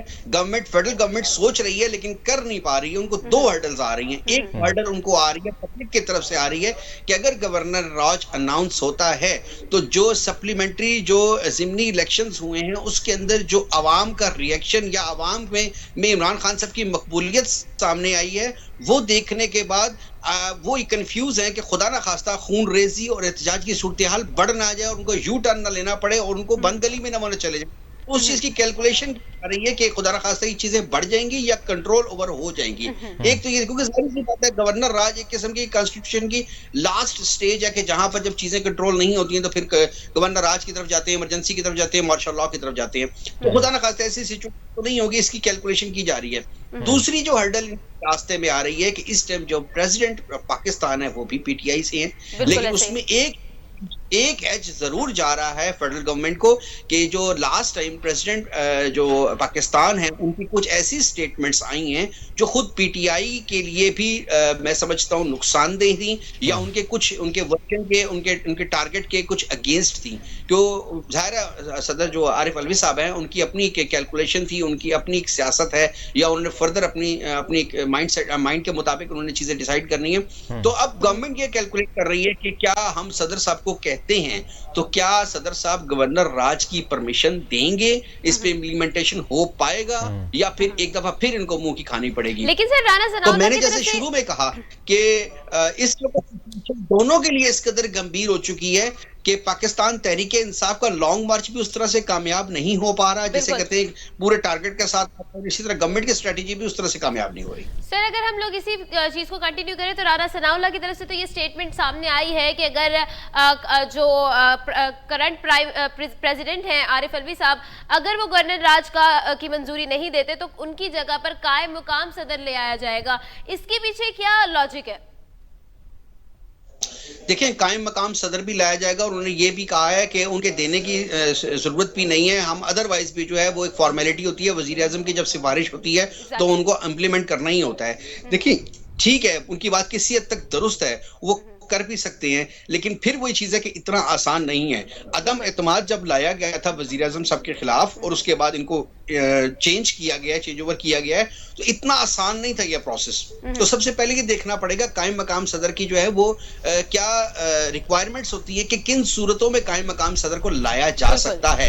ऐसे नहीं है किसी को भी हटाया और उनको डी सीट किया और किसी और को लाया और अपना मतलब निकाला और अपना काम कर लिया, ऐसे नहीं होता। इसके लिए सबसे पहले देखना है कि उनकी अनअवेलेबिलिटी चेक कीजिए। अगर वो अवेलेबल है तो अनअवेलेबल कर नहीं सकते, फिर उनके खिलाफ मुआवजे की कोई तहरीक लाई जाती है, उनको डिसमिस किया जाता है, उनको उनकी जो है वो उनकी सीट से डी सीट किया जाता है। मतलब वो चीजें कैलकुलेट कर, ये फेडरल गवर्नमेंट की एक ऑप्शंस हैं उनके पास, लेकिन उन ऑप्शंस को इस्तेमाल आप खुद देखें। पिछले एक हफ्ते से जब से ये वजीराबाद वाला वाकया हुआ है तब से पूरा पाकिस्तान इस वक्त तजब्जब ज़हनी टेंशन का शिकार है, और खास तौर पे रावलपिंडी इस्लामाबाद में जो इस वक्त टेंशन क्रिएट हुई है, उस लोगों का दफ्तर जाना मुहाल है, बच्चे स्कूलों से वापसी पर घर नहीं जा सकते, और मजबूरन, बड़े अफसोस के साथ कहना पड़ता है, मजबूरन हमें कल इकबाल डे मनाते हुए आम तातील का ऐलान किया गया, और तो ये खत्म हो। सर, जो मार्च इस्लामाबाद की तरफ जा रहा है, एक्चुअली जो हम देख रहे हैं, प्रोटेस्ट भी है, मार्च भी है। एक्चुअली राना सनाउल्लाह साहब का जो बयान आया था, उन्होंने कहा था कि खान साहब का लॉन्ग मार्च का मकसद आर्मी चीफ की तकरीर और इसके अलावा सऊदी अरब का दौरा रुकवाने के लिए, यानी कि मुल्क की तरक्की को मुतासिर करने के लिए उनका ऑब्जेक्टिव है। तो उन सबको किस तरह से देख रहे हैं, एक्चुअली ऑब्जेक्टिव क्या है लॉन्ग मार्च के वहां पे जाने के लिए एट दैट टाइम? नहीं, मेरी जाती राय है कि ऐसी बात नहीं हो सकती, खासतौर पे जो सऊदी वली अहद के हवाले से है कि देखिए, मैंने पहले आपको कहा कि सियासत के हवाले से इमरान खान साहब उस तरीके से, maybe I am wrong, उस तरीके से बलूगत इख्तियार नहीं कर सके हैं। वो सिर्फ और सिर्फ वो सोचते हैं कि ये ठीक है और उसको फिर वो जिद करके मनवाने की कोशिश करते हैं, ना कि टेक्निकली बाकी पार्टियों की तरह उसको गिरा के उसको टेक्निकली कंट्रोल ओवर करने की उनका टारगेट होता है। तो मैं ये समझता हूँ कि ये जो चीज आप बता रही हैं, दो रीजंस आप बता रहे हैं, ये पार्ट हो सकती हैं, मे बी, मतलब इसका एडिशनल रीजंस आप कह सकते हैं, बट डिसाइडिंग फैक्टर नहीं है। एक्चुअल उनका टारगेट वही है कि इलेक्शन करवाए जाएं और मुझे लाया जाए। अब ये चीज जो इस वक्त कंफ्यूजन ये चल रही है, जो मैं बड़ा आने वाले टाइम से खुदा न खास्ता खौफजदा हूं कि अगर इस वक्त पाकिस्तान पीडीएम को, यानी नून लीग की गवर्नमेंट को, अगर टाइम पूरा करने दे दिया जाए तो ये सिलसिला ऐसे ही चलता रहेगा। अगर इनको इलेक्शंस में विन करवा दिया जाए तो डेफिनेटली पीडीएम इनको एज यूजुअल जैसे 4 साल टफ टाइम दिया, फिर टफ टाइम देंगे। और अगर खुदा न खास्ता पाकिस्तान तहरीक इंसाफ कामयाब नहीं होती आइंदा अपकमिंग इलेक्शंस में, तो धांधली का वो जोर पड़ेगा, वो क्योंकि जाहिर सी बात है, हमने तो सोच रखा है कि अगर मैं हार गया तो मैंने मानना नहीं। अभी इमरान खान साहब कराची में अगर हार गए तो वो कहते हैं वहां धांधली हुई, और बाकी जहां जीत गया वहां कहते हैं धांधली नहीं हुई है। बिल्कुल ऐसे ही है सर, जो है ना वो रिवायत चल पड़ी है, तो इन चीजों को दुरुस्त करने की जरूरत है। इस वजह से जो आप कह रहे हैं कि उनका टारगेट आर्मी चीफ की तैनाती के हवाले से, मे भी उनकी कुछ रीजन हो सके, लेकिन मेरा नहीं ख्याल कि आर्मी चीफ की तैनाती की वजह से है, क्योंकि अगर ऐसा होता तो ये चीजें पहले से ही बहुत ज्यादा जोर शोर के साथ आती। लेकिन अब 28 तारीख या 27 तारीख है इस मंथ की, तो ये तो अभी काफी टाइम पड़ा है से, और अभी तक कोई डिसीजन लिया नहीं जा सका। और अगर ये डिसीजन लेना भी है तो ये तो जाहिर है जो पाक फौज ने खुद नॉमिनेट करने हैं लोग, और वो फिर एक थ्रू प्रॉपर चैनल जो गवर्नमेंट में सिटिंग है। अब क्या इमरान खान साहब ये समझते हैं कि कंटिन्यू करना चाहूंगी, मुझे ये बताइएगा, आईपोर की तरफ से एक सिचुएशन जो है, एक सर्वे किया गया था institute of public opinion research की तरफ से इस्लामाबाद से, ये कहा गया था कि अवाम के अंदर एक्सेप्टेंस नहीं है, अवाम मुस्तरद कर रही है लॉन्ग मार्च को, और कहा जा रहा है कि ये मसलों का हल नहीं निकाल सकती और पीटीआई इसमें सक्सेसफुल भी नहीं हो सकती। तो इस बारे में क्या कहेंगे, क्या वाकई अवाम में एक रिजेक्शन का फैक्टर है लॉन्ग मार्च को लेकर? जी बिल्कुल, मैं इस चीज को बिल्कुल सेकंड करूंगा आपकी बात को। उसकी वजह ये है कि मैंने पहले भी कहा कि कारकुनान जो हैं, अगर कोई जियाले हैं, कारकुनान हैं, या बहुत ज्यादा जिसे कहते हैं डाई हार्टेड लोग हैं, वो तो इमरान खान साहब के साथ इस वक्त एहतजाज में मौजूद हैं। लेकिन जिसको सक्सेसफुल लॉन्ग मार्च कहते हैं कि अगर 2-4 लाख बंदा आ जाता है, इवन 50,000 भी आ जाता है, तो वो होती है, एक समझ आती है कि ठीक है जी, पब्लिक बाहर आई हुई है। अब अगर किसी रोड के ऊपर 10, 20, 50 या मैक्सिमम 100 लोगों ने अगर रोड ब्लॉक किया है तो ये इसको एहतजाज नहीं कहेंगे। इसी तरीके से लॉन्ग मार्च के अंदर हम देखते हैं, लॉन्ग मार्च के अंदर अगर at the time of speech अगर इमरान खान साहब के मौके पर लोग आ जाते हैं, और कुछ लोग ऐसे होते हैं जो दीगर पार्टियों से भी होते हैं, कुछ लोग ऐसे होते हैं जो न्यूट्रल भी होते हैं, वो सिर्फ एक पब्लिक फिगर को देखने के लिए वहां पर आ जाते हैं, इकट्ठे हो जाता है, जमघटा हो जाता है, या ट्रैफिक ब्लॉक की वजह से रश पड़ जाता है, तो इट डजंट मीन कि इनका लॉन्ग मार्च कामयाब हुआ है। मेरी अपनी जाती राय ये है कि लॉन्ग मार्च तो डेफिनेटली और उसकी मेन रीजन यही है कि अब पब्लिक में सकत नहीं रही है कि हर 6 महीने के 4 महीने के बाद लॉन्ग मार्च किया जाता है। मईशत तबाह बर्बाद हो चुकी है, महंगाई ऊपर जा रही है, जिसकी वजह से अब सकत नहीं रही है। अब लोग कहते हैं कुछ भी हो, इवन देन कि पब्लिक में लोग अब ये बात करें कि अब डेमोक्रेसी बेशक खत्म हो जाए, खुदा न खास्ता मार्शल लॉ आ जाए, कोई डिक्टेटर आ जाए, लेकिन हमारी जान छूटे इस लॉन्ग मार्च से, इस महंगाई को कंट्रोल करो, इसको रोका जाए किसी तरीके से, जिसकी वजह से चीज, क्योंकि लोगों में अपना लॉन्ग टर्म पॉलिसीज का सब्र नहीं रहा, उनमें एतबार भी नहीं रहा, सब्र भी नहीं रहा कि अब अगर कोई कहता है आके जी 5 साल आप मेरा साथ दे, 5 साल बाद चीजें सही हो जाएंगी, तो पहले शायद वो सब्र कर लेते थे, लेकिन एक तो वो सब्र नहीं करते, दूसरे जो अपने अपोजिशन होती है वो उनको इतना टफ टाइम देती है कि उनका टारगेट अचीव नहीं हो पाते हैं। तो सबसे बड़ी मेन जो गलती थी इमरान खान साहब, इस वक्त सिचुएशन देखने को मिल रही है कि वजीर आजम शहबाज शरीफ लंदन गए हैं अपने भाई से मिलने के लिए, वहां पे जो मीटिंग्स हो रही हैं, जो मुज़ाकरात होंगे, एक्चुअली वो पाकिस्तान के लिए क्या मुफीद होंगे, क्या डेवलपमेंट्स आएंगी पाकिस्तान में, क्या किस तरह से देख रहे हैं आप सिचुएशन को? देखिए, पाकिस्तान के अंदर बेशक इस वक्त वज़ीर आज़म शहबाज शरीफ हैं, लेकिन लोगों के दिलों में जो उनकी पार्टी के लोग हैं वो अब भी नवाज शरीफ हैं, और मैं समझता हूं कि जो शहबाज शरीफ की पॉलिसीज़ हैं वो डेफिनेटली वो फॉलो कर रहे हैं नवाज शरीफ की पॉलिसीज़ को, क्योंकि ज़ाहिर है एक जमात है, एक पार्टी है, पार्टी हेड है, उनकी एक जो लॉन्ग टर्म पॉलिसीज़ होती हैं उनको फॉलो करना है, और आने वाले टाइम में जो अभी सुप्रीम कोर्ट के फैसले जिस तरीके से आ रहे हैं, उनकी नाअहली के हवाले से फैसला हो सकता है। तो डेफिनेटली मैं समझता हूँ कि कोई भी करे, अब जाहिर है अब कोई ये तो नहीं कहेगा कि वो अगर वहां पर उनसे मुलाकात के लिए गए हैं तो खुदा न खास्ता पाकिस्तान के हवाले से कोई गद्दारी या कोई प्लानिंग करने के लिए गए हैं, खुदा न खास्ता कोई ऐसी चीज यहाँ पे आइडिया लेकर आएंगे कि जिससे खुदा न खास्ता नुकसान हो सकता है। डेफिनेटली वो बेहतरी की कोशिश कर रहे हैं, और अब पब्लिक समझ चुकी है, चाहे वो इमरान खान साहब की मेहरबानी है, सारी सोशल मीडिया की मेहरबानी है, लेकिन पब्लिक ये समझ चुकी है कि जो डिलीवर करेगा वो हमसे वोट लेगा। तो अब अगर ये किसी भी तरीके से लॉन्ग मार्च टल जाता है, मैं आखिरी चीज कहूंगा, लॉन्ग मार्च अगर किसी भी तरीके से टल जाता है तो नून लीग के पास ये गोल्डन पीरियड होगा कि पिछले 4 साल में जो इमरान खान साहब डिलीवर करना चाह रहे थे नहीं कर सके किसी भी वजह से, अगर अगले 8-10 महीने के अंदर डिलीवर कर जाते हैं और वो चीजें जो आवाम को ज्यादा नहीं करें, सिर्फ और सिर्फ मईशत को कंट्रोल कर लेते हैं, तो मैं समझता हूँ अगला इलेक्शन आगा सर सवाल मैं ये करना चाहूंगी, सियासत का जो अगर हम मौजूदा सूरत हाल देखें तो उसके अंदर तो सिर्फ तनकीद नजर आती है, एक दूसरे की तरफ जो है तनकीद को एक दूसरे को निशाना बनाया जाता है।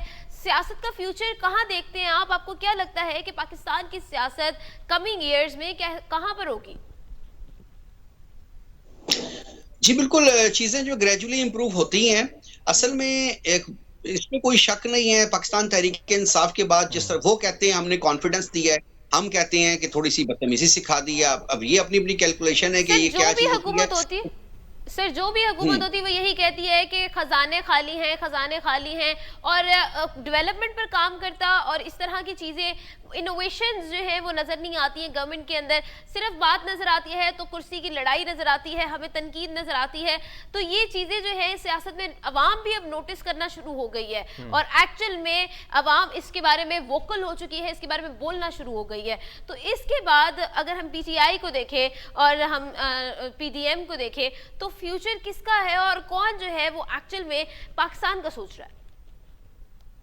मैंने तो पहले से बताया आपको कि ये एक बड़ी गलत रिवायत पड़ चुकी है कि तनकीद बराए तनकीद है, तनकीद बराए इस्लाह नहीं हो रही।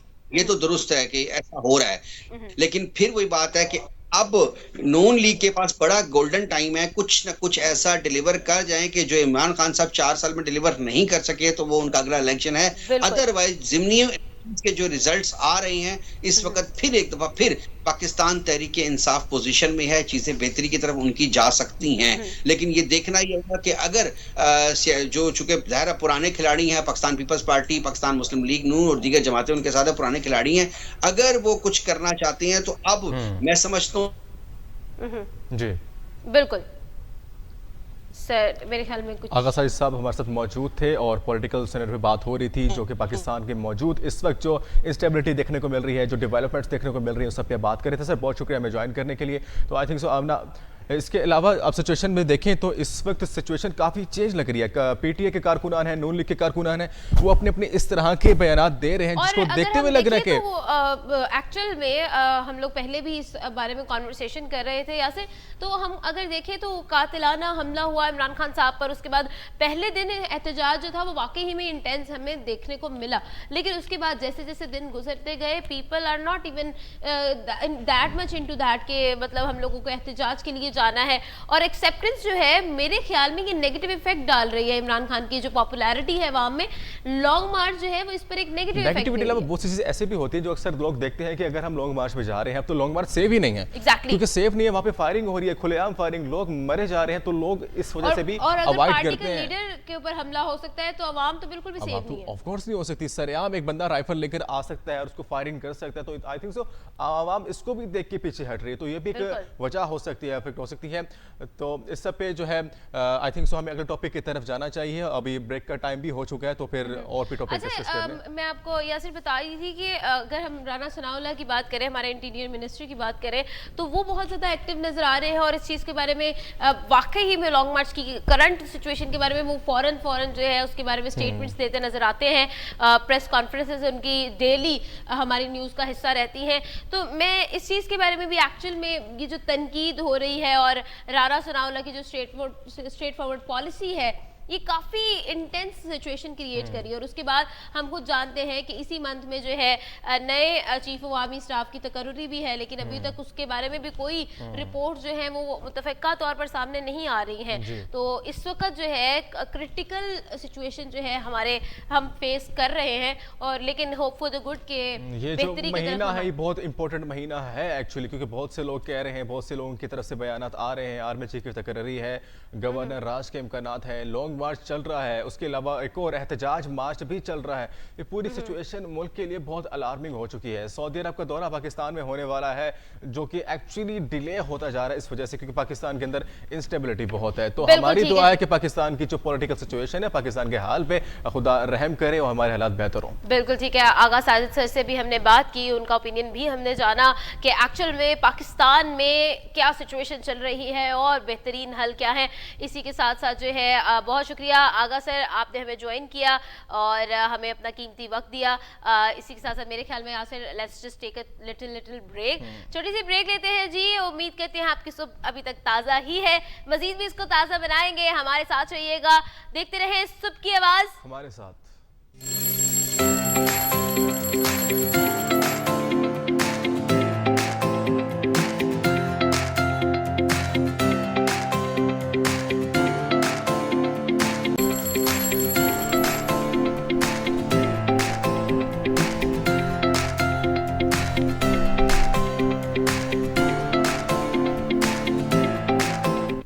वेलकम बैक नाज़रीन, सुबह के बाद में एक बार फिर खुश आमदीद। चूँकि टॉपिक बड़ा सेंसिटिव है, सिग्निफिकेंट है, तो इसलिए इसको डिस्कस करना लाजमी है और इस बारे में बात करने एक बार फिर हमें ज्वाइन की है इस्लामाबाद से सीनियर साफ़ी शिराज अहमद शहरी साहब ने। सर बहुत शुक्रिया हमें ज्वाइन करने के लिए। Sir thank you so much जी। सर पॉलिटिकल सिचुएशन की बात करेंगे। इस वक्त लॉन्ग मार्च के हवाले से जो डेवलपमेंट देखने में आ रही है, शाह महमूद कुरैशी भी लॉन्ग मार्च को लेके रावलपिंडी की तरफ जा रहे हैं, उनको लीड कर रहे हैं। उसके बाद खान साहब ने भी कहा कि उसको दोबारा ज्वाइन करेंगे। इस वक्त लॉन्ग मार्च की सिचुएशन को कैसे देख रहे हैं? जो इंतजामात हैं सिक्योरिटी के और इस्लामाबाद में क्या इंतजाम चल रहे हैं सब?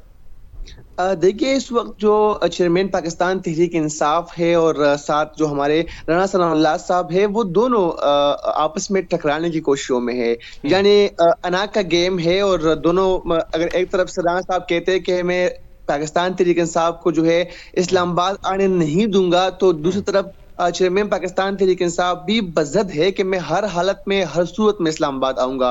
तो जैसे ये कल खान साहब ने वीडियो पैगाम भी जारी किया और ये कहा कि आज जो 4:30 बजे जो है वो जो मार्च के शुरका है उनसे खिताब करेंगे। और सिचुएशन की अगर बात की जाए तो पाकिस्तान तहरीक इंसाफ की जानिब से लॉन्ग मार्च जो है वो इस्लामाबाद की जानिब आएगा और इस वक्त अगर इस्लामाबाद की जो करंट सिचुएशन है, मैं बता दूं तो इस्लामाबाद के जितने भी दाखिली और खारजी रास्ते हैं वहां पर पाकिस्तान तहरीक इंसाफ के जो कारकुनान है वो मौजूद है, और तमाम जो दाखिली और खारजी रास्ते हैं वो उनको बंद कर दिया है। यानी मोटरवे चौक M2 पर पाकिस्तान तहरीक इंसाफ का जो कारकुनान है उनका एहतजाज जारी है। अटक में जुल्फी बुखारी की सरबराही में एहतजाज जारी है। इस तरह जो रावलपिंडी का इलाका है शमशाबाद, वहां पर फैसल हसन चौहान की सरबराही में जो है पाकिस्तान तहरीक इंसाफ का जो कारकुनान है उनका 3 दिन से एहतजाजी मुजाहरा जारी है। मई रोड को हर किस्म के ट्रैफिक के लिए बंद किया है। इस तरह रवाद में भी एहतजाज जारी है। तो पाकिस्तान तहरीक इंसाफ ने तो तमाम तरह इंतजाम मुकम्मल कर लिए हैं, लेकिन अगर जो विफाक की इंतजाम है उस हवाले से अगर मैं आपको बताना चाहूँ तो विफाक में भी जो हुकूमत है उनकी जानिब से भी तमाम इंतजाम मुकम्मल है। सिक्योरिटी इंतजाम की अगर बात कर ली जाए तो तकरीबन 5000 के करीब जो सिंध पुलिस के एहलकार है वो यहाँ पर मौजूद है। इसी तरह तकरीबन 4000 के करीब जो FC के एहलकार है वो मौजूद है। रेंज के एहलकार जो है यहाँ पर अपनी जिम्मेदारी सर अंजाम दे रहे हैं। इसके साथ साथ जो इस्लामाबाद पुलिस के जवान है वो भी यहाँ पर मौजूद। तकरीबन 598 के करीब जो कंटेनर्स है वो इस्लामाबाद के मुख्तलिफ मुकामात पर पहुंचा दिए गए हैं। और इस तरह इस बार लॉन्ग मार्च के शुरका से निपटने के लिए इंतजाम इस हद तक है कि राणा साहब ने कहा है कि जो मुजाहिरीन है उन पर शेल बरसाए जाएंगे, और वो भी तारीख में पहली बार ड्रोन के जरिए, यानी ड्रोन के जरिए उन पर शेल बरसाए जाएंगे। तो इंतजाम तो तमाम तर जो है मुकम्मल है, और पाकिस्तान तहरीक इंसाफ ने भी कमल कस ली है कि वो हर सूरत में इस्लामाबाद की जानिब आएंगे। वही लॉन्ग मार्च जो कामयाब। शाह साहब, इसके अलावा जो पॉलिटिकल सिचुएशन से बात करें, राणा सलाम साहब के बयानात भी आ रहे हैं, गवर्नर राज की तरफ भी कन्वर्ट होना चाह रहे हैं, तो क्या आप देख रहे हैं कि लॉन्ग मार्च के अंदर क्या वो इतना मुतासिर हो चुका है लॉन्ग मार्च उनकी हुकूमत के लिए, कितना प्रेशर आ चुका है कि वो इतने बड़े बड़े फैसले लेने पर मजबूर हो चुके हैं? देखिए, इस तरह कल गवर्नर पंजाब ने भी एक तकरीब में कहा कि गवर्नर राज की तरफ जो है हम जा सकते हैं। मैं नहीं समझता कि इस लॉन्ग मार्च का इतना इफेक्ट है, चूंकि बजाय तो देखे तो पाकिस्तान तहरीक इंसाफ के जो मुजाहरे होते थे, जो धरने या जो लॉन्ग मार्च पहले माजी में ये करते थे, तो उसमें बहुत ज्यादा लोग जो है वो बाहर निकलते थे। लेकिन इस दफा हमने देखा कि जो लॉन्ग मार्च है इसमें लोग नहीं निकल रहे। उसकी मेन वजूहात जहां तक मैं समझता हूं, चूंकि मैं पाकिस्तान तहरीक इंसाफ को मैंने कवर किया है, तकरीबन 3-4 साल मैंने कवर भी किया है, अब भी करते हैं। तो जहां तक मैंने देखा है इस दफा जो चेयरमैन पाकिस्तान तहरीक इंसाफ का इदारों के खिलाफ बयानिया है, तो इस बयानिया को लेकर जो आम आवाम है उनमें एक खौफ की फिजा कायम है। तो इसीलिए इस बार जो लोग हैं वो चेयरमैन पाकिस्तान तहरीक इंसाफ के साथ नहीं निकल रहे। लाइक इस तरह मैंने इस्लामाबाद की प्रोटेस्टों की बात की तो यहाँ पर भी लोग इतनी तादाद में नहीं है, बहुत कम तादाद में लोग मौजूद है, लेकिन लोगों ने फिर भी, चूंकि अब देखिए पंजाब में इनकी हुकूमत है तो वहां पर तो पुलिस कुछ भी नहीं कह सकती, ठीक है। इस तरह सिंध में हुकूमत है, किप में इनकी जो है हुकूमत है, तो वहां पर भी जो ये चाहे वो कर सकते हैं।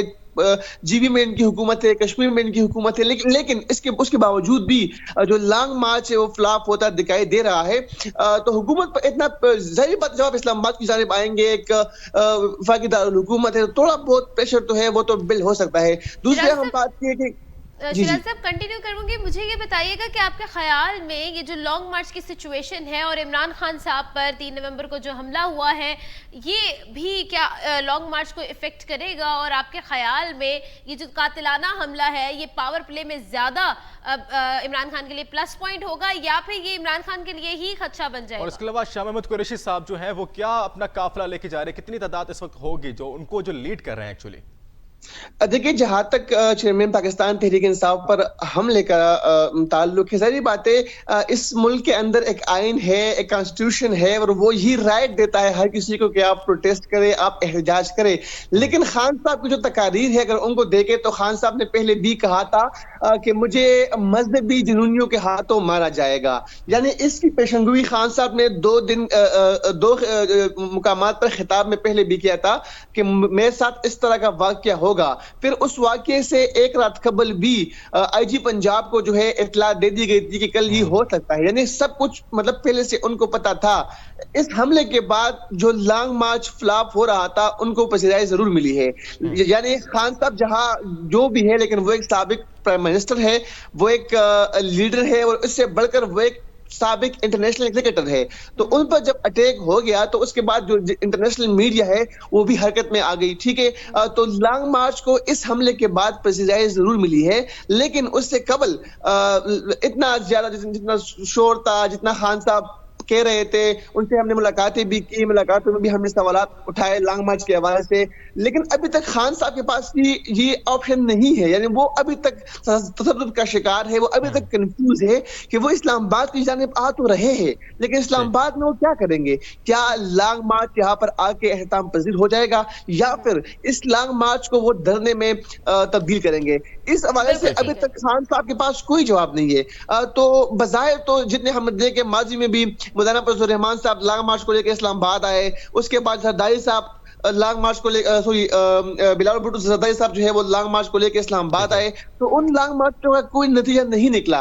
अब खान साहब भी आ रहे हैं, लेकिन चूंकि इस दफा खान साहब का जो मुकाबला है वो सिर्फ हुकूमत के साथ नहीं है।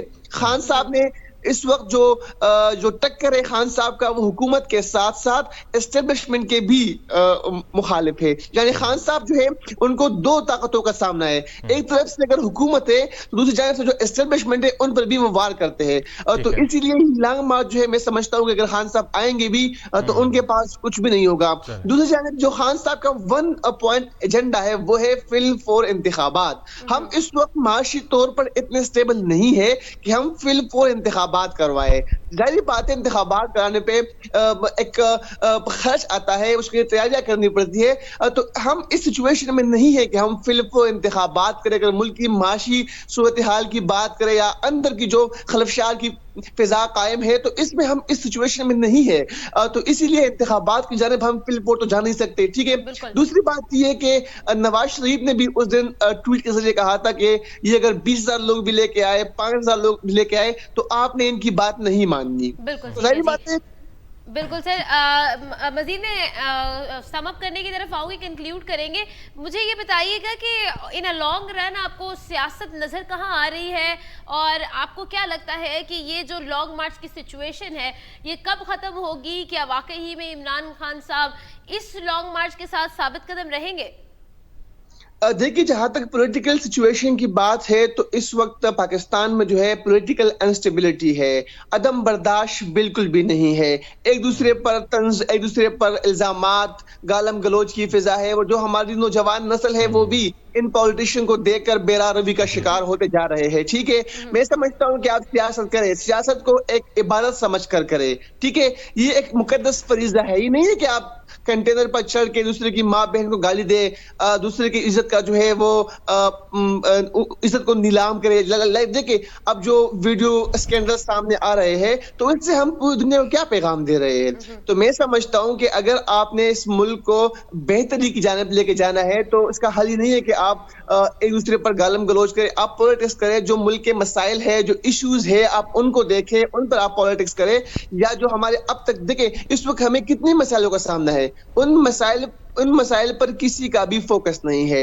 सब जो है वो बस कुर्सी के पीछे भाग रहे हैं। और सबसे अहम बात यह है कि देखिए, कल के जो दुश्मन थे वो आज दोस्त बन गए, कल के जो दोस्त थे वो आज दुश्मन बन गए। तो ये सब कुछ पाकिस्तान में हो रहा है और मैं समझता हूं कि यही जो पॉलिटिकल इंस्टेबिलिटी है ये हमारी तबाही का बायस बनेगी। ठीक है शराज साहब, बहुत शुक्रिया हमें ज्वाइन करने के लिए। आप बता रहे थे इस वक्त इस्लामाबाद से ज्वाइन किया था सीनियर साफी शराज अहमद शराजी साहब ने। बहुत शुक्रिया सर, क्योंकि पॉलिटिकल सिचुएशन काफी गंभीर है। हमारे साथ मौजूद थे और हम मौजूदा पाकिस्तान की पॉलिटिकल सिचुएशन के बारे में हम गुफ्तगू कर रहे थे। Yasir, let's just come up with the next topic.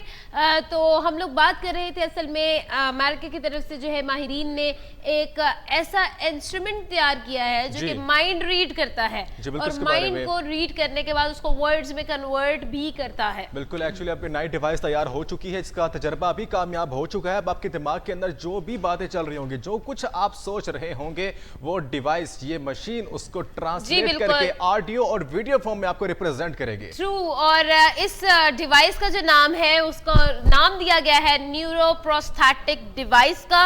और एक्चुअल में ऐसे लोग जो डिफरेंटली एबल्ड है, जो मफलूज है, जो बोल नहीं सकते, जो अपनी बातों को प्रेजेंट नहीं कर सकते, उन लोगों के अल्फाज को, उन लोगों के जो माइंड में बातें चल रही होती है उनको रीड करने का यह तरीका है। और एक्चुअल में ये काम किस तरह से करता है इस पर भी थोड़ी सी बात कर लेते हैं कि ये डिवाइस उस वक्त वर्ड्स में कन्वर्ट करती है या ऑडियो में या रिटन में, ये वर्ड में तब कन्वर्ट करती है जब एक्चुअल में वो इंसान उसको कन्वे करना चाह रहा होता है। और एक्चुअल में जो एक्सपेरिमेंट यासिर किया गया है उसमें 1150 वर्ड्स जो है ट्रांसलेट किए भी गए हैं। और ये तजुर्बा कामयाब हो चुका है। Yasir, how does it sound to you? आपके ख्याल में ये कितनी बड़ी अच्छी इनोवेशन है? मैं सुना था तो वाकई बहुत अच्छी अचीवमेंट है, और एक्चुअली मेरे जहन में जब मशीन को देखा, इसको मैंने स्टडी कर रहा था, तो एट दैट टाइम मेरे जहन में फौरन से ख्याल है कि जो लोग यार सुन नहीं सकते, समझ नहीं सकते, जो बोल नहीं सकते, उनके लिए काफी मुफीद डिवाइस होगी। तो एट द टाइम उनका ऑब्जेक्टिव भी यही था मशीन बनाने का, एक्सपीरियंस करने का, कि उन लोगों के लिए जो डिसेबल है,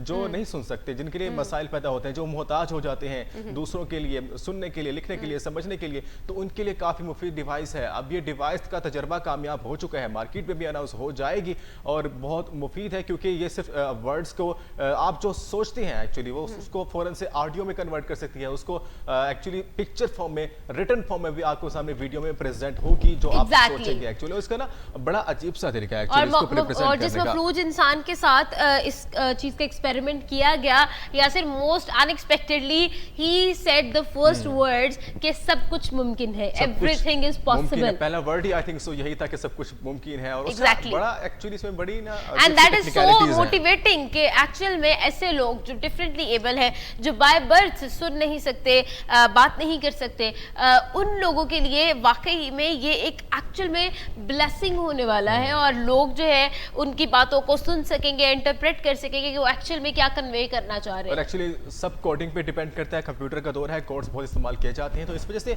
आप जो कुछ भी सोचेंगे कंप्यूटर उसको अपने साइफर में, अपने कोड में परसीव करेगा, एंड देन उसको इंटरप्रेट करके उसको जब ट्रांसलेट करेगा तो उसकी अपनी एक लैंग्वेज है, उसके लैंग्वेज का इस्तेमाल काफ़ी डिफरेंट है। हम जैसे कि बात कर रहे थे कि उसने एक वर्ड बोला कैट, तो कैट को जब कन्वर्ट किया गया according to the language of computer, तो उसमें ये नजर आया कि उसका नाम था कैट का अल्फा चार्ली अल्फा टैंगो, इतना बड़ा नाम, और फिर एक कैट जो है वहां से निकला। यानी कि बड़ी मेहनत होती है कोडिंग के पीछे भी, बड़ी टेक्निकलिटीज होती हैं, तो एक पूरे सेंटेंस को बनाने के लिए और भी बड़े बड़े कोड्स को इस्तेमाल करना पड़ेगा। इस वक्त एक्सपीरियंस छोटे छोटे वर्ड्स का वो हो चुका है, लेकिन आगे पूरे सेंटेंस के साथ, पैराग्राफ्स के साथ जो है ये एक्सपीरियंस और भी कामयाब होने वाला है, और फ्यूचर के लिए बहुत बेहतर होगा। जी, ये न्यूरो प्रोस्थेटिक जो डिवाइस है, ये कंप्यूटराइज्ड डिवाइस और मशीन है, जो कि हमारी आर्टिफिशियल जो है इसको लिंक किया जाता है हमारे ब्रेन के साथ, हमारे माइंड के साथ, और फिर हमारे जो ब्रेन सिस्टम है उसको ये रीड करके हमें बताती है कि एक्चुअल में जो डिफरेंटली एबल लोग हैं या जो भी इसको यूज कर रहे हैं वो क्या सोच रहे हैं, और उसको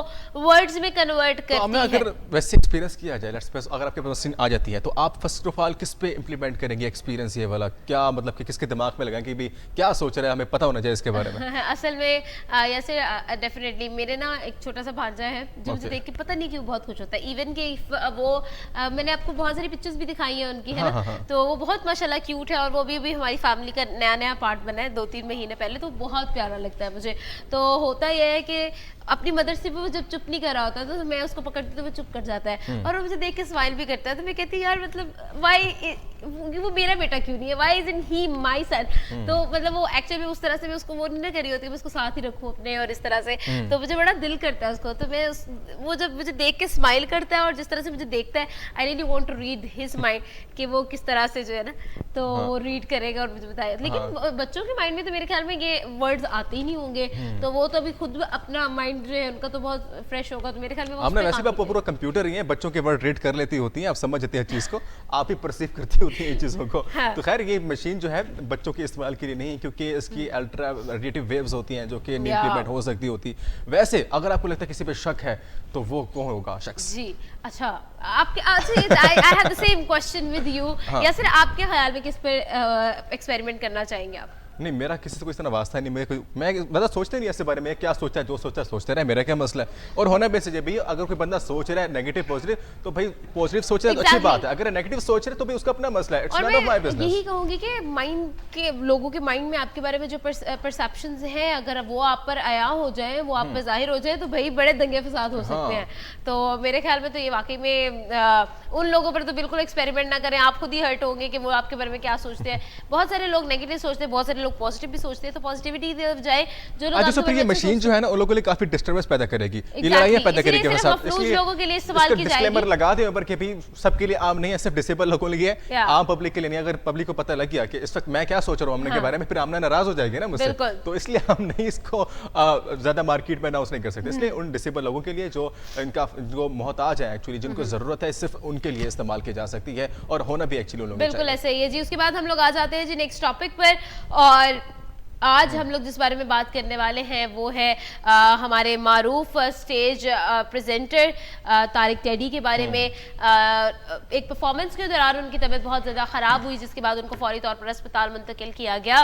फारूक हॉस्पिटल में वो ज़ेरे इलाज थे, जो इकबाल टाउन में है, वहाँ पर वो ज़ेरे इलाज थे और वहाँ पर उनको फौरी तौर पर PKLI लेकर जाने का कहा गया है कि वहाँ पर उनको ले जाया जाए, पाकिस्तान किडनी लीवर इंस्टीट्यूट के अंदर उसका इलाज करवाया जाए। लेकिन अभी तक उनको वहाँ से डिस्चार्ज नहीं किया गया है, क्योंकि they are not having the sufficient amount, they are not having the sufficient money कि वो अपने जो चार्जेस है, ड्यू चार्जेस है, उनको पे करके PKLI की तरफ जा सके। तो उनकी फैमिली की तरफ से ये अपील की गई है कि हुकूमत की तरफ से या पाकिस्तान के जो ऑफिशियल्स हैं उनकी तरफ से कोई इस चीज़ पर नोटिस ले और उनको हेल्प करे और उनको एड करे, ताकि वो अपने इलाज की तरफ जा सके। अगर डॉक्टर्स के मुताबिक ये कहा जा रहा है कि इस वक्त तारिक टेडी जो है वो बहुत ही ज़्यादा तशवीशनाक हालत में है और जिगर की बीमारी से जो है वो इस वक्त मुब्तला है। तारिक टेडी पाकिस्तान के मशहूर मारूफ स्टेज आर्टिस्ट जो कि लाहौर में ड्यूरिंग द परफॉर्मेंस जिगर के मर्ज में मुब्तला होकर वहाँ पे गिरे, बीमार हुए। एट दैट टाइम हॉस्पिटल ले जाया गया लाहौर में, इकबाल टाउन में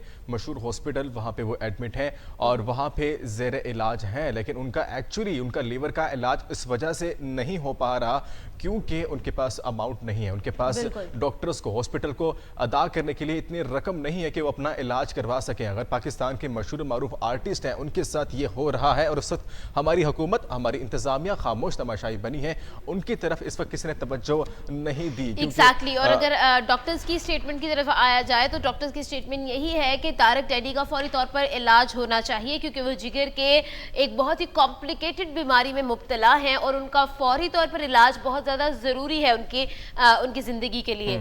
लेकिन इस वक्त जो है उनकी फैमिली जो है काफ़ी क्राइसिस की तरफ जा रही है और हुकूमत की तरफ से या किसी और की तरफ से जो है उनके लिए कोई भी स्टेटमेंट सामने नहीं आई। अगर हम बताएं तो लाहौर के अल-फलाह थिएटर में वो परफॉर्म कर रहे थे और अपने ड्रामे की परफॉर्मेंस के दौरान जो है उनकी तबीयत बहुत ज़्यादा ख़राब। उनके लिए हम दुआ करते हैं कि खुदा उनको सेहत दे और उनके किसी मसीहा का इंतज़ार है उनके इलाज के लिए। तो उनको खैर जो लोग भी एफर्ट कर सकते हैं, जो अपनी मदद आपके तहत उनके पास जाकर उनके इलाज के लिए उनकी भरपूर मदद कर सकते हैं तो लाजमी करें।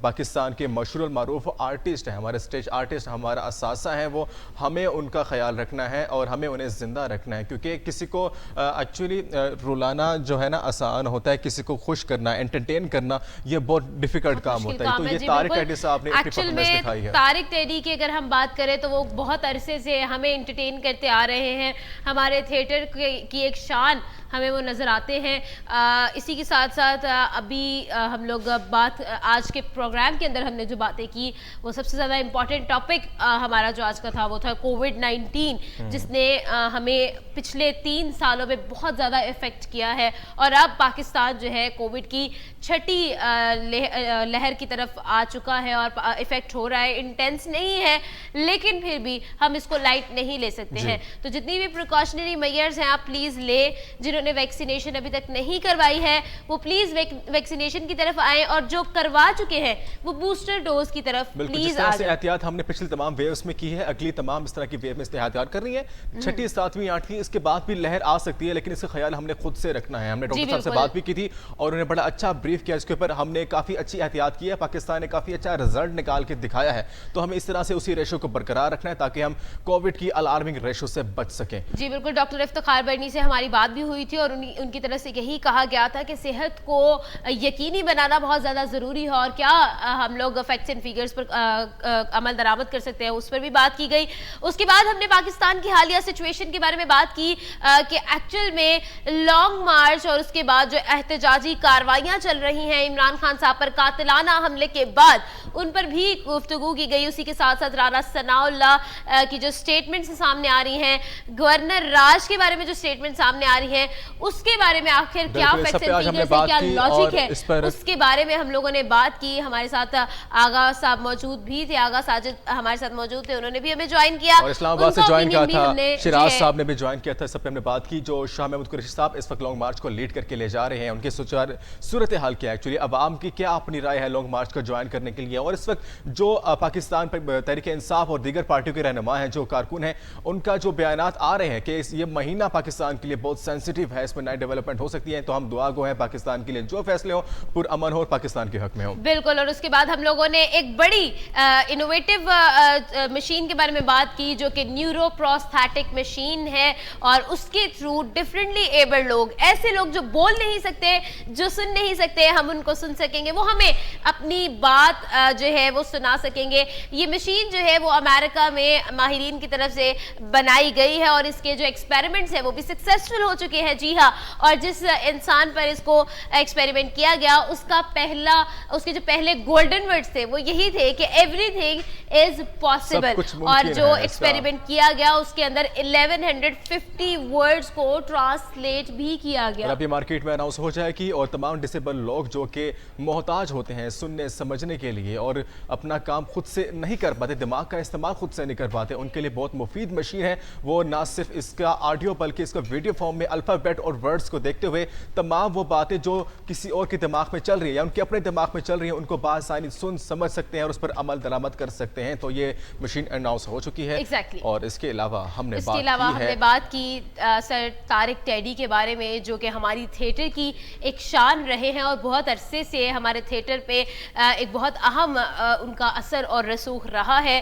उनकी तबीयत जो है वो लाहौर अल्फला थिएटर में परफॉर्मेंस के दौरान जो है वो नासाज हो गई थी, जिसके बाद शदीद तबीयत खराब होने के बायस उनको फौरी तौर पर इकबाल टाउन में फारूक हॉस्पिटल में मुंतकिल किया गया। और वहाँ के डॉक्टर्स हुकूमत और इंतजामिया की तरफ से ताहल को इंतजाम नहीं किए गए, वो किसी मसीहा का मुंतजिर हैं, उनकी फैमिली और वो खुद इस वक्त लाहौर के हॉस्पिटल में, प्राइवेट हॉस्पिटल मौजूद हैं, पैसे ना होने की वजह से अपना इलाज नहीं करवा पा रहे, तो उनको डिस्चार्ज नहीं किया गया है। और वो उनको डॉक्टर्स की तरफ से कहा गया है कि फौरी तौर पर इनको PKLI में जो है ट्रांसफर किया जाए, शिफ्ट किया जाए, और वहाँ पर इनका इलाज जो है वो होना बहुत ज़रूरी है और फिलफौर इलाज जो है बहुत ज़्यादा ज़रूरी है।